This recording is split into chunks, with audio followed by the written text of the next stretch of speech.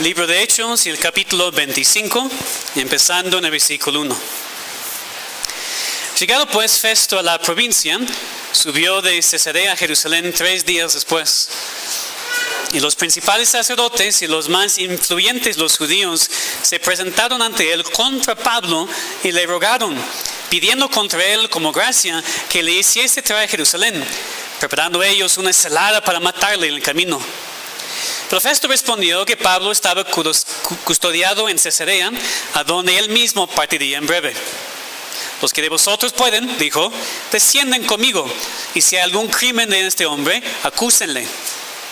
Y deteniéndose entre ellos no más de 8 o 10 días, venido a Cesarea, al siguiente día se sentó en el tribunal y mandó que fuese traído Pablo. Cuando éste llegó, lo rodearon los judíos que habían venido de Jerusalén, presentando contra él muchas y graves acusaciones, las cuales no podían probar. Alegando Pablo en su defensa, ni contra la ley de los judíos, ni contra el templo, ni contra César he pecado en nada. Pero Festo, queriendo congraciarse con los judíos, respondiendo a Pablo, dijo: ¿quieres subir a Jerusalén y hacer juzgado esas cosas delante de mí? Pablo dijo: ante el tribunal de César estoy, donde debo ser juzgado. A los judíos no os he hecho ningún agravio, como tú sabes muy bien. Pues si algún agravio o cosa alguna digna de muerte he hecho, no rehuso morir. Pues si nada hay de las cosas de que ellos me acusan, nadie puede entregarme a ellos. A César apelo. Entonces Festo, habiendo hablado con el consejo, respondió: a César has apelado, a César irás. Pasados algunos días, el rey Agripa y Berenice vinieron a Cesarea para saludar a Festo. Y como estuvieron allí muchos días, Festo expuso al rey la causa de Pablo, diciendo: un hombre ha sido dejado preso por Félix, respecto al cual, cuando fui a Jerusalén, se me presentaron los principales sacerdotes y los ancianos de los judíos, pidiendo condenación contra él. A estos respondí que no es costumbre de los romanos entregar a alguno a la muerte antes que el acusado tenga delante de sus acusadores y pueda defenderse la acusación. Así que, habiendo venido ellos juntos acá, sin ninguna dilación, al día siguiente, sentado en el tribunal, mandé traer al hombre. Y estando presentes los acusadores, ningún cargo presentaron de los que yo sospechaba, sino que tienen contra él ciertas cuestiones acerca de su religión, y un cierto Jesús, ya muerto, el que Pablo afirmaba estar vivo. Yo, dudando en cuestión semejante, le pregunté si quería ir a Jerusalén y hacer juzgado de esas cosas. Mas como Pablo apeló para que se le reservase para el conocimiento de Augusto, mandé que le custodiasen hasta que le enviara yo a César. Entonces Agripa dijo a Festo: yo también quise oír a ese hombre. Y él le dijo: mañana le oirás. Al otro día, viniendo Agripa y Berenice con mucha pompa y entrando en la audiencia con los tribunos y principales hombres de la ciudad, por mandato de Festo fue traído Pablo. Entonces Festo dijo: Rey Agripa y todos los varones que estáis aquí juntos con nosotros, aquí tenéis a este hombre, respecto del cual toda la multitud de los judíos me ha demandado en Jerusalén, y aquí dando voces que no debe vivir más. Pero yo, hallando que ninguna cosa digna de muerte ha hecho, y como él mismo apeló a Augusto, he determinado enviarle a él. Como no tengo cosa cierta que escribir a mi Señor, le he traído ante vosotros, y mayormente ante ti, oh rey Agripa, para que después de examinarle tenga yo que escribir. Porque me parece fuera de razón enviar un preso y no informar los cargos que hay en su contra. Entonces Agripa dijo a Pablo: si te permite hablar por ti mismo. Pablo entonces, extendiendo la mano, comenzó así su defensa. Me tengo por dichoso, oh rey Agripa, de que haya de defenderme hoy delante de ti de todas las cosas de que estoy acusado por los judíos. Mayormente porque tú conoces todas las cosas, pero todas las costumbres y cuestiones que hay entre los judíos, por lo cual te ruego que me oigas con paciencia. Mi vida pues desde mi juventud, la cual desde el principio pasé en mi nación en Jerusalén, la conocen todos los judíos, los cuales también saben que yo desde el principio, si quieren testificarlo, conforme a la más rigurosa secta de nuestra religión, viví fariseo. Y ahora, por la esperanza de la promesa que hizo Dios a nuestros padres, soy llamado a juicio. Promesa cuyo cumplimiento esperan que han de alcanzar nuestras 12 tribus, sirviendo constantemente a Dios de día y de noche. Por esta esperanza, oh rey Agripa, soy acusado por los judíos. ¿Qué? ¿Se juzgan de vosotros cosa increíble que Dios resucite a los muertos? Yo ciertamente había creído mi deber hacer muchas cosas contra el nombre de Jesús de Nazaret, lo cual también hice en Jerusalén. Yo encerré en cárceles a muchos de los santos, habiendo recibido poderes los principales sacerdotes, y cuando los mataron, yo di mi voto. Y muchas veces, castigándolos en todas las sinagogas, los forcé a blasfemar. Y enfurecidos sobremaneras contra ellos, los perseguí hacia las ciudades extranjeras. Ocupado en esto, iba yo a Damasco con poderes y en comisión de los principales sacerdotes. Cuando a mediodía, oh rey, yendo por el camino, vi una luz del cielo que sobrepasaba el resplandor del sol, la cual me rodeó a mí y a los que iban conmigo. Y habiendo caído todos nosotros en tierra, oí una voz que me hablaba y decía en lengua hebrea: Saulo, Saulo, ¿por qué me persigues? Dura cosa te es dar cosas contra el aguijón. Yo entonces dije: ¿quién eres, Señor? Y el Señor dijo: yo soy Jesús, a quien tú persigues. Pero levántate y ponte sobre tus pies, porque para esto he aparecido a ti, para ponerte por ministro y testigo de las cosas que has visto y de aquellas en que me apareceré a ti, librándote de tu pueblo y los gentiles a quienes ahora te envío, para que abras sus ojos, para que se conviertan de las tinieblas a la luz y de la potestad de Satanás a Dios, para que reciban por la fe que es en mí perdón de pecados y herencia entre los santificados. Por lo cual, oh rey Agripa, no fui rebelde a la visión celestial, sino que anuncié primeramente a los que están en Damasco y Jerusalén y por toda la tierra de Judea y a los gentiles que se arrepintiesen y se convirtiesen a Dios, haciendo obras dignas de arrepentimiento. Por causa de esto, los judíos, prendiéndome en el templo, intentaron matarme. Pero habiendo obtenido auxilio de Dios, persevero hasta el día de hoy, dando testimonio a pequeños y a grandes, no diciendo nada fuera de las cosas que los profetas y Moisés dijeron que habían de suceder: que el Cristo había de padecer y ser el primero de la resurrección de los muertos, para anunciar luz al pueblo y a los gentiles. Diciendo él esas cosas en su defensa, Festo a gran voz dijo: ¿estás loco, Pablo? Las muchas letras te vuelven loco. Mas él dijo: no estoy loco, excelentísimo Festo, sino que hablo palabras de verdad y de cordura. Pues el rey sabe esas cosas, delante de quien también hablo con toda confianza, porque no pienso que ignore nada de esto, pues no se ha hecho esto en algún rincón. ¿Crees, oh rey Agripa, a los profetas? Yo sé que crees. Entonces Agripa dijo a Pablo: ¿por poco me persuades a ser cristiano? Y Pablo dijo: quisiera Dios que por poca o por mucho, no solamente tú, sino también todos los que hoy me oyen, fueses hechos tales cual yo soy, excepto esas cadenas. Cuando había dicho esas cosas, se levantó el rey y el gobernador y Berenice y los que se habían sentado con ellos.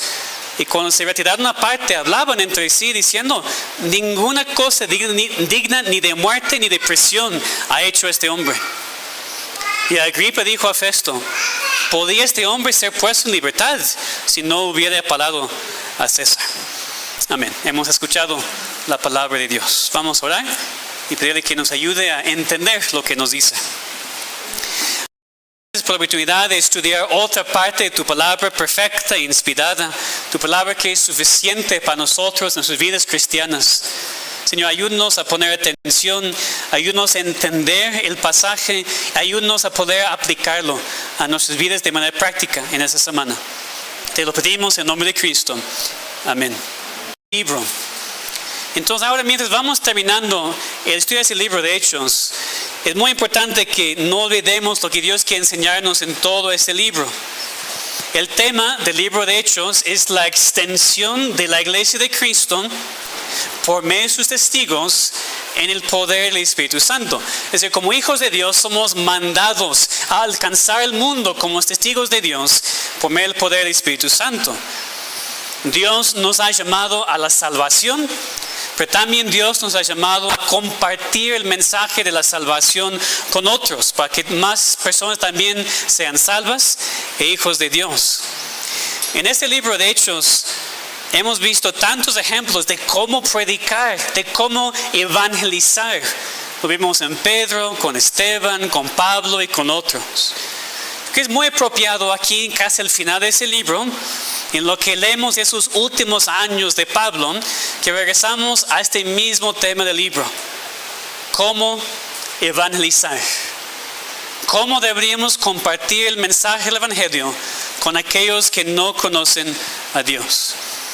Porque si somos cristianos, hemos sido llamados a ser testigos de Dios, a evangelizar, a compartir el mensaje de la salvación con todos.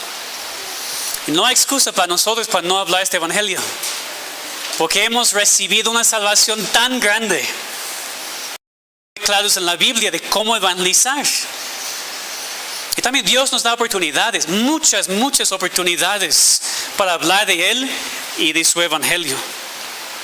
Y no debe sorprendernos que muchas veces Dios, lo que vemos aquí en nuestro pasaje de hoy, este ejemplo de Pablo, otra vez mostrándonos cómo evangelizar.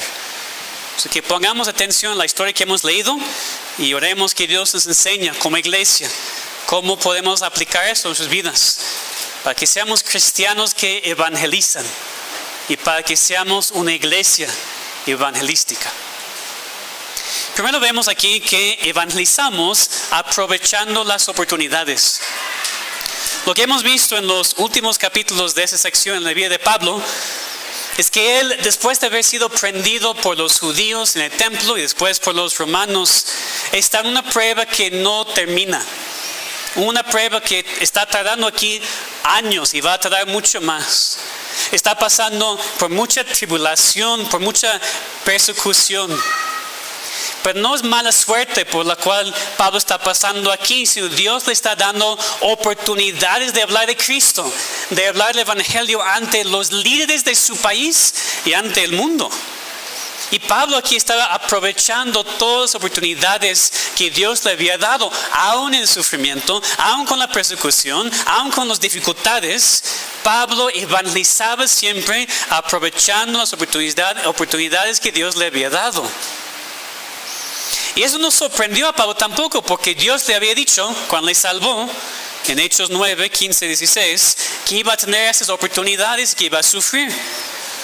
Dios dijo a Pablo, el Señor le dijo, ve, porque instrumento escogido me es para llevar mi nombre en presencia de los gentiles y de reyes y de los hijos de Israel, porque yo le mostraré cuánto le es necesario padecer por mi nombre.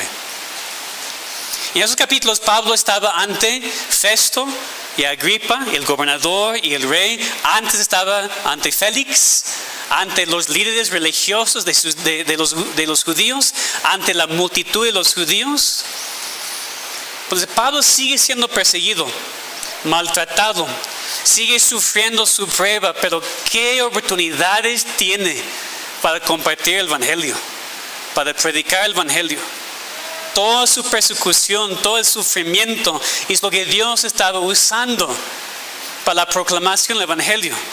Y Pablo correctamente aprovechaba esas oportunidades. Entonces, no olvidemos que Pablo sigue sufriendo y mucho. No había hecho nada malo. Había sido acusado, pero como vimos aquí, los judíos no podían probar nada. Había presentado su defensa ante el gobernador Félix antes, quien reconoció que Pablo no había hecho nada, que era inocente, pero le guardó preso porque quería dinero.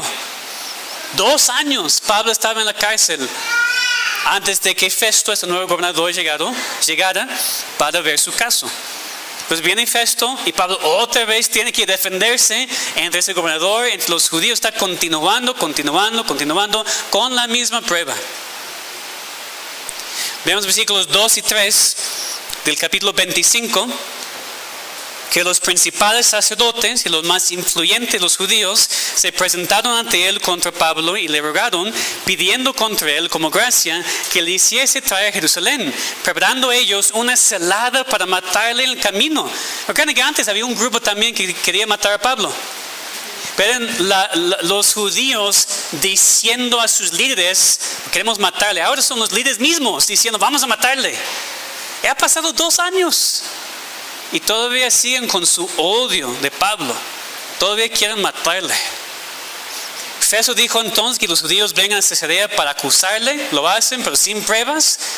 Y Festo dijo a Pablo, ¿no quieres venir a Jerusalén para ver el caso allá? Y Pablo, no quiere Jerusalén, porque él sabía todavía que quiere matarle. Y Festo no sabía, era nuevo. Pero Pablo dijo, pues no, yo sé que me van a matar, entonces apelo a César. Como ciudadano romano, Pablo tenía el derecho de pedir ser juzgado en Roma ante el emperador. Y prefería eso que ser matado por los judíos. Todo esto es lo que Festo explica al rey Agripa cuando viene en versículos 14 y 21 de este capítulo.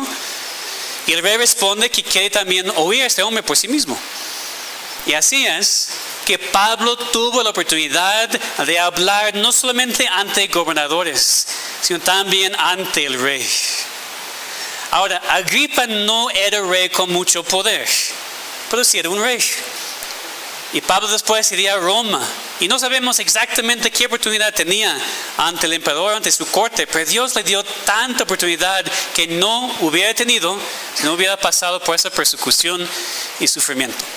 El punto entonces es cada tiempo, cada momento de prueba, de persecución, de sufrimiento, es una oportunidad que un cristiano debería aprovechar para evangelizar. Porque no estamos en esas situaciones al azar. Son parte del plan de Dios, del propósito de Dios para que más personas le conozcan. O sea, que no nos quejemos de las pruebas, de la tribulación, del sufrimiento. Deberíamos ver cómo Dios quiere usarlo para que más personas sean salvas. Y eso no es algo solamente para Pablo, para la iglesia primitiva. Hemos pensado varias veces en los estudios del libro que la persecución también va a venir para nosotros. Pues ya está, pero sin duda va a ser mucho más fuerte aquí en nuestra ciudad y en nuestro país. Las autoridades en nuestros países no aman a Dios. Son parte del sistema del mundo que está en contra de Él. Y pues no debemos estar sorprendidos cuando nosotros también sufrimos o vamos a sufrir de esta misma manera. Como Pablo aquí en sus capítulos, siendo acusados falsamente. Cuando dicen que nosotros somos peligrosos porque no cumplimos con las normas del país, que no creemos como los demás creen, que somos intolerantes, y eventualmente van a decir que somos traidores y tal vez hace que no debemos vivir. Así es en otros países, así ha sido en la historia. También creo que puede suceder aquí también. Vamos a este camino.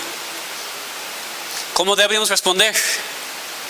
Primero, dando gracias a Dios y aprovechando cada oportunidad de persecución para evangelizar.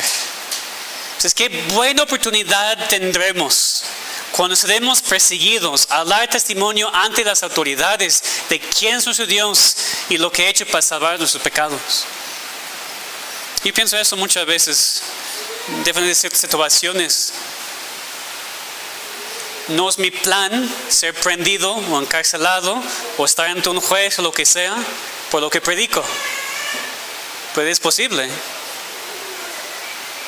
Pues qué oportunidad entonces para hablar ante el juez o el gobernador, quien sea, de lo que creemos. Entonces, en vez de ver sus pruebas como cosas malas, que veamos la oportunidad que no tendríamos de otra manera para predicar ante las personas más importantes, entre comillas, en nuestro mundo, de quién es Cristo y su necesidad también de la salvación. Entonces vemos que evangelizamos primero aprovechando las oportunidades. Después vemos también que evangelizamos explicando claramente el Evangelio. Obvio, ¿verdad? Pues es importante entender que para poder evangelizar tenemos que saber lo que es el Evangelio. Necesitamos poder explicar el mensaje de la salvación claramente. Tenemos que poder explicar quién es Dios, nuestro pecado ante Él y la única solución en Cristo. Porque mi temor muchas veces es que los cristianos en la iglesia dicen que creen en Dios y son salvos, pero no saben cómo explicar lo que es el Evangelio a los demás. Si tú vas a la iglesia y tú dices que eres salvo, ¿qué significa eso? Y tú dices, pues a veces tal vez no saben lo que vimos en la escuela dominical hoy. ¿Quién es Dios? ¿Qué es el pecado? ¿Qué es la solución en Cristo? Con eso, sencillamente explicamos el Evangelio. Lo vemos aquí con Pablo. Cuando Pablo tenía la oportunidad de presentar su defensa ante Agripa, lo hizo en forma de dar su testimonio. Es la tercera vez en el libro de Hechos que vemos que Lucas registra el testimonio de cómo Pablo fue salvo. Pablo empieza aquí en el capítulo 26, versículos 3 a 8, con su vida antes de su salvación. Pablo dijo que era conocido en Jerusalén, conocido como fariseo de la más rigurosa secta de la religión judía. Aquí secta no lleva la connotación negativa como hoy en día. Habla aquí del grupo de los fariseos, quienes eran los conservadores en sus días. Los fariseos creyeron en Dios, en su ley, en las escrituras, creyeron en la resurrección, lo que Pablo va a enfatizar aquí. Entonces, sí vemos que se desviaron mucho y no creyeron en Cristo, pero eran los religiosos y conservadores de sus días. También Pablo cuenta su persecución de los cristianos, versículos 9 a 11. Yo ciertamente había creído mi deber hacer muchas cosas contra el nombre de Jesús de Nazaret, lo cual también hice en Jerusalén. Yo encerré en cárceles a muchos de los santos, habiendo recibido poder de los principales sacerdotes, y cuando los mataron, yo di mi voto. Y muchas veces castigándolos en todas las sinagogas, los forcé a blasfemar. Y enfurecidos sobremanera contra ellos, los perseguía hasta en las ciudades extranjeras. Pablo dice que estaba actuando como un buen judío, como un buen fariseo. Pensaba que era su deber perseguir a los cristianos por su creencia en Cristo. Los perseguían en Jerusalén, también otras ciudades, hasta llevarlos a la muerte. Y un día estaba en eso. Estaba en camino hacia la ciudad de Damasco cuando Dios le salvó.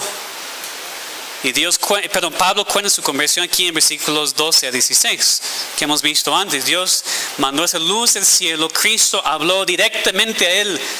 Y cuán fuerte, ¿no? Porque Pablo pensaba que estaba sirviendo a Dios, matando a cristianos. Pero Cristo le habló: ¿quién eres, Señor?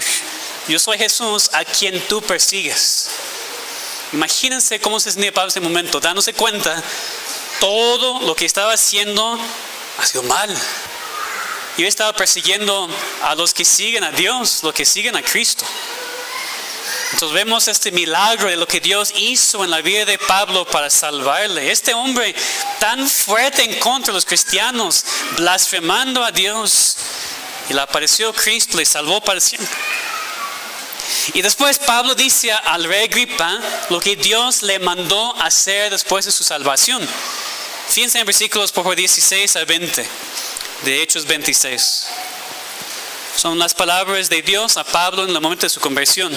Pero levántate y ponte sobre tus pies, porque para esto he aparecido a ti, para ponerte por ministro y testigo de las cosas que has visto y de aquellas en que me aparecí a ti, librándote de tu pueblo, de los gentiles, a quienes ahora te envío, para que abras sus ojos, para que se conviertan las tinieblas a la luz y la potestad de Satanás a Dios, para que reciban por la fe que es en mí perdón de pecados y herencia entre los santificados. Por lo cual, oh rey Agripa, no fui rebelde a la visión celestial, sino que anuncié primeramente a los que están en Damasco y Jerusalén y por toda la tierra de Judea y a los gentiles que se arrepintiesen y se convirtiesen a Dios, haciendo obras dignas de arrepentimiento. Dios salvó a Pablo y le llamó a ser su ministro y su testigo de lo que había visto, lo que ya sabía. Así como Dios lo había hecho con los profetas del Antiguo Testamento, lo hizo también con Pablo, para abrir sus ojos, para brillar la luz del Evangelio en aquellos que están todavía perdidos en sus pecados. Y lo que vemos aquí en versículo 18 es precisamente lo que sucede en la salvación. Los ojos están abiertos. Sabemos, la gente piensa que puede ver, pero ellos son ciegos. Solamente la luz del Evangelio puede abrir sus ojos. Por eso, cuando evangelizamos, tenemos que mostrar a la gente su necesidad, el pecado, y solamente después la solución en Cristo, la salvación por gracia, para que sus ojos estén abiertos. También dice, para que una persona sea convertida de las tinieblas a la luz. Naturalmente estamos en tinieblas todos. Las tinieblas del pecado, aquí dice la potestad de Satanás, la oscuridad de la maldad, nuestra rebeldía en contra de Dios, no podemos ver y no queremos salir de la oscuridad. Estamos contentos en nuestros pecados. Necesitamos que Dios brille en nuestras vidas porque Él es luz. Cristo es la luz del mundo. Cuando evangelizamos, estamos compartiendo las buenas nuevas de lo que Dios ha hecho para que la salvación brille en la vida de una persona y las tinieblas desaparezcan para siempre. Y así como dice, la persona es convertida de la potestad de Satanás a Dios. Satanás sí tiene poder, sin duda. Satanás tiene un reino, pero no puede resistir a Dios. Dios puede rescatar a cualquier persona del reino de Satanás, de su potestad, y hacerle un hijo para siempre. Y todo eso es para que reciban el perdón de sus pecados y la herencia entre los santificados. Es el propósito, porque no evangelizamos a la gente para que tengan una mejor vida, para que tengan su mejor vida ahora. No evangelizamos a la gente para que se resuelvan inmediatamente sus problemas. No evangelizamos a la gente para que reciban bienes materiales y prosperidad. Evangelizamos a las personas para que Dios las salve, para que reciban el perdón de sus pecados, que es su verdadera necesidad. Eso no es lo que la gente quiere. La gente quiere un Dios que les quita todos sus problemas. Las personas quieren parar de sufrir. La gente quiere ofrendar 100 pesos y recibir 1000. Por eso esas iglesias están tan llenas. Pues lo que la gente quiere. Pero lo que Dios hace es perdonar pecados. Y eso es lo más importante, infinitamente más importante que cualquier bien temporal aquí en este mundo. Aunque aquí también leemos de una herencia. Recibir una herencia entre los santificados, pero esa herencia no es material. Dios no está prometiendo riquezas a nadie. A veces nos bendice así, claro, pero la herencia de los santificados es la santificación y cada otra parte de la salvación, la justificación, la regeneración, la adopción, la santificación, la futura glorificación. Todo eso es la herencia que recibimos cuando ya somos salvos. Eso es el evangelio entonces. Eso es lo que la gente necesita entender. Lo que leemos aquí en este pasaje es nuestro mensaje cuando evangelizamos. Eso es como evangelizar. Explicando el mensaje, orando que Dios nos use para abrir los ojos, rescatar los perdidos, para que sean transformados, convertidos, para que sus pecados sean perdonados, para que sean salvos y santificados y lleguen a ser hijos de Dios, parte de su familia, en vez de estar bajo el poder de Satanás. Tenemos que entender este mensaje del evangelio. Tenemos que poder explicarlo claramente. Tenemos que poder hablar con la gente de tal manera que sus ojos pueden estar abiertos. Hablar de su pecado, hablar de su naturaleza, hablar de su necesidad verdadera. Nunca debemos suavizar el evangelio, porque si lo hacemos, la gente no va a entender por qué la necesidad tan urgente de ser salva. Tenemos que hablar de sus tinieblas que están bajo las potestades de Satanás, para que sus ojos estén abiertos, para que sean convertidos de Satanás a Dios, para que puedan recibir el perdón de sus pecados y la herencia entre los santificados. Pablo aquí dijo al rey que Dios le llamó a eso y que obedeció. Y empezó a anunciar a todo lo que estaba en Damasco, en Jerusalén y toda Judea, que se arrepintiesen y se convirtiesen a Dios haciendo obras dignas de arrepentimiento. Es la otra parte. Cuando explicamos lo que es el evangelio y la gente ve su necesidad de la salvación, tienen que arrepentirse de sus pecados.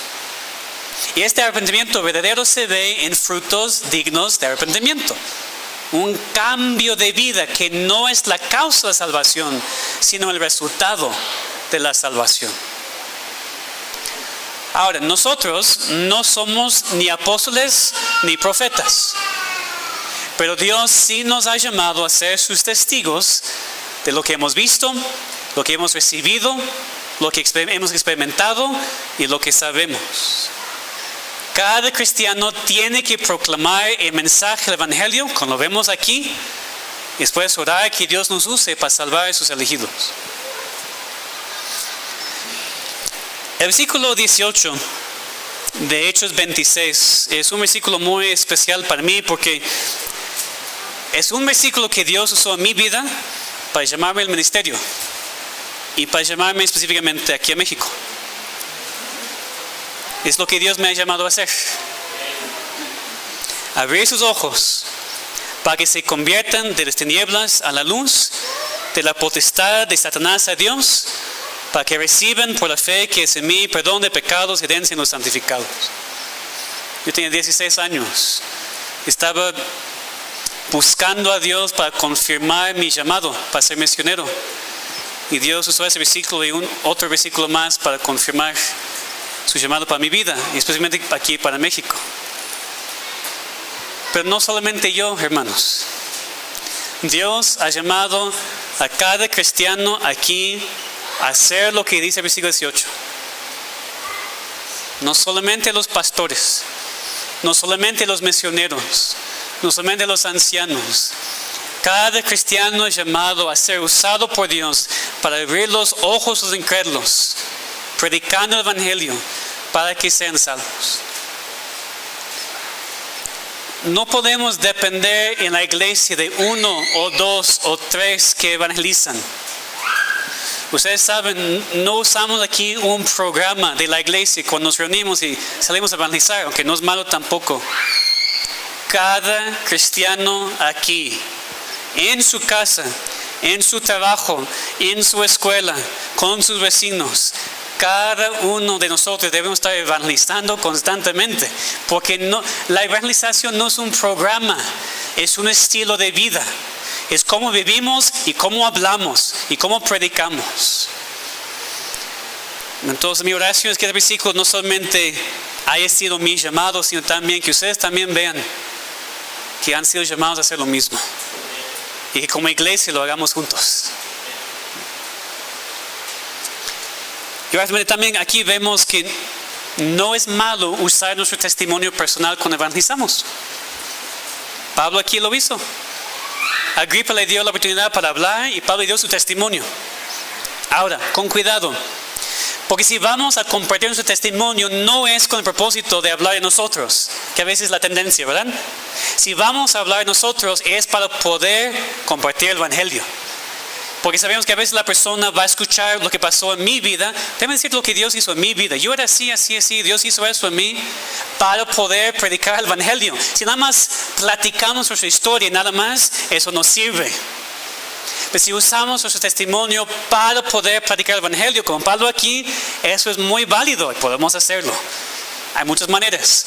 Así que veamos aquí que esa es una manera válida para compartir el Evangelio. Y finalmente vemos aquí que evangelizamos sin ser desanimados por las respuestas. Porque después de que Pablo dio su defensa y dio su testimonio, Festo, el gobernador, dijo que Pablo estaba loco. Y que no es la reacción que una persona quiere cuando comparte el Evangelio. Estás loco. Festo aquí reconoció la inteligencia de Pablo, sus estudios, y no podía entender cómo un hombre tan inteligente cree en la resurrección. Esas cosas que Pablo estaba platicando. Él rechazó el Evangelio la primera vez que lo escuchó. ¿Qué sucede, verdad?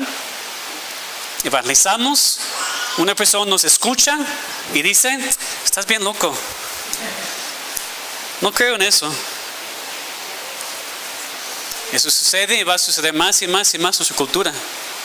Y como dije, no solamente que la gente va a rechazar lo que decimos, van a decir que estamos locos y que estamos peligrosos. Aquí Pablo respondió con calma, diciendo que no estaba loco, hablaba palabras de verdad y de cordura. Pero después, fíjense, tomó la oportunidad de dirigir sus palabras al rey Agripa. Ahora, ¿quién era este rey Agripa? Este rey era el nieto de Herodes el Grande. El hijo de Herodes Agripa I, quien había matado a Jacobo y había prendido a Pedro. Este Agripa era el hermano de Drusila, quien conocimos en el capítulo anterior. ¿Recuerdan? La esposa de Félix, el gobernador. Y Berenice que es mencionada aquí en versículo 13, capítulo 25, era su hermana, no su esposa. Aunque los escritores de ese entonces registran que el conocimiento común en ese tiempo es que tenía una relación, digamos, muy inapropiada. Lo interesante de este contexto es que esos dos paganos, impíos, sí tenían algún conocimiento de las escrituras del Antiguo Testamento, de los profetas. Pablo dijo, ¿tú crees en los profetas? Yo sé que crees. Entonces Pablo, sabiendo todo eso, ignoró la reacción, la acusación del gobernador Festo, que estaba loco, y dirige sus palabras al rey. Versículos 26 y 27 del capítulo 26. Pues el rey sabe esas cosas, delante de quien también hablo con toda confianza. Porque no pienso que ignore nada de esto, pues no se ha hecho esto en algún rincón. ¿Crees, oh rey Agripa, a los profetas? Yo sé que crees. Y Agripa no quería responder a la pregunta. Porque como rey tenía alguna autoridad sobre los judíos y por eso no iba a decir que no creían los profetas. Pero también el rey sabía a lo que Pablo iba y tampoco quería ceder a él. Entonces, ¿cómo respondió? Por poco me persuades a ser cristiano. ¿Qué quiere decir con eso? Estaba evitando la pregunta para no tener que responder. Está diciendo, bueno, por muy poco, por lo poco que dices, ¿vas a convencerme? La cosa es que él entendió el punto. Él sabía lo que Pablo quiere decir y no quería responder. Y Pablo aún tomó esa respuesta y la usó. Versículo 29. Quisiera Dios que por poco o por mucho, no solamente tú, sino también todos que hoy me oyen, fueses hechos tales cual yo soy, excepto esas cadenas. Y esta es la carga del cristiano que evangeliza. No es desanimado cuando una persona responde negativamente. Por poco, por mucho, nuestro deseo es que sean salvos. Nuestra reacción a la gente cuando nos rechaza muestra si tenemos el deseo de evangelizar. No, pues muy fácil decirlo una vez. Es más difícil continuar evangelizando después de haber sido rechazado. Pues, ¿cuánta carga tenemos para los incrédulos? Necesitamos el deseo que Dios nos use para salvarlos. Porque es muy importante también que cada persona aquí piense en su propia respuesta al Evangelio. Aquí Agripa no quería responder la pregunta. Pero un día estará de pie ante Dios y va a tener que responder. No va a poder evitar la pregunta más. ¿Cómo has respondido tú? Dijo Cristo en Mateo 16, ¿qué aprovechará el hombre si ganare todo el mundo y perderá su alma? ¿Qué recompensa dará el hombre por su alma? Porque el Hijo del Hombre vendrá en la gloria de su Padre con sus ángeles y entonces pagará a cada uno conforme a sus obras. No evites el mensaje, no evites responder al llamado evangelio. Responde ahora. Porque un día vas a responder, pero va a ser demasiado tarde. No esperes como Félix, como Festo, como Agripa, evitando la pregunta, evitando la convicción de pecado. Responde hoy al mensaje de la salvación. Y cuando evangelizamos como cristianos, que comuniquemos este mensaje de tal manera que la gente vea la urgencia. Que no es algo que puede evitar. Solamente Dios puede hacer la obra, por supuesto. No podemos forzar a nadie. No forzamos decisiones de la gente. Pero oramos y evangelizamos para que Dios abra ojos. Para que convierta a la gente. Porque sí es urgente su salvación. Entonces así es como deberíamos evangelizar. Aprovechando las oportunidades, aún con la persecución. La persecución no nos molesta. Porque servimos a un Dios soberano. Los 3 amigos de Daniel no tienen miedo ante el rey cuando dijeron, no vamos a adorar a tu ídolo. Los matamos, pues morimos entonces. Entonces, hermanos, ¿estamos nosotros dispuestos a pagar cualquier precio para obedecer a Dios y proclamar su evangelio? Ahora, es muy fácil decir sí, porque no vivimos en un país que abiertamente mata a aquellos que predican el Evangelio. Pero digo, esos días vienen. Y Dios va a permitir que sus hijos sufran para que tengamos oportunidades de predicar el Evangelio ante las autoridades, para que ellas también sean salvas. Lo que queremos, ¿verdad? Hablamos de eso mucho. A veces odiamos nuestras autoridades por su maldad, por su pecado. Debemos sentir una profunda tristeza, que ellos no conocen a Dios y van al infierno. Y queremos que sean salvos. Y si lo que se requiere para que ellos sean salvos es nuestra persecución, debemos estar dispuestos a pagar el precio. No queremos, ¿verdad? Preferimos tener gobierno que nos deje en paz, que no hace nada para que podamos adorar a Dios sin problemas. Piénsenlo. Si la única manera en la cual Dios va a salvar a los gobernantes de ciudades de país es por medio de encarcelar a los pastores, los cristianos, ¿estamos dispuestos a pagar el precio para que sean salvos? Tal vez honestamente no, ¿verdad? Necesitamos entonces una carga, un amor por las almas de la gente, no solamente las almas de nuestros seres queridos, eso es fácil, de aquellos que rechazan a Dios y le odian. También queremos que sean salvos. Y si requiere la persecución, así sea. Y por eso, claro que tenemos que entender el Evangelio que vamos a proclamar. Tenemos que poder explicarlo claramente para que aquellos sin Cristo vean su necesidad del perdón de los pecados. Tenemos que confrontar a los incrédulos para que tengan que responder. Y aun cuando responden diciendo que estamos locos o ellos evitan responder, no cedemos. Tenemos que continuar siendo pacientes, diciendo como Pablo, en mucho tiempo, en poco, queremos que los incrédulos sean salvos. Porque hemos sido encargados por Dios para ser sus testigos, para brillar la luz del Evangelio, para que los ojos estén abiertos y para que la gente esté convertida de las tinieblas a la luz. Dios lo va a hacer. Habrá resultados. Tenemos el mensaje, somos testigos, testificamos el Evangelio sin suavizarlo, sin cambiarlo, y Dios va a salvar a los suyos. Sabemos eso sin ninguna duda. Dios va a salvar a cada uno de sus escogidos. Lo que queremos que nos use. Por eso somos mandados a evangelizar, a orar y evangelizar. Entonces no seas como Agripa. Por poco me persuade a ser un cristiano. No seas una persona que tiene conocimiento, que está cerca. Personas que están cerca terminan en el infierno. Que entonces es más peligroso estar en la iglesia y rechazar a Dios que estar fuera de la iglesia y rechazar a Dios. No, que todos aquí respondan primero al mensaje del Evangelio para recibir el perdón de sus pecados. Y después que tomemos el ejemplo de Pablo, de cómo evangelizar, de cómo compartir las buenas nuevas del Evangelio con todos, con los perdidos en nuestro mundo. Vamos a orar.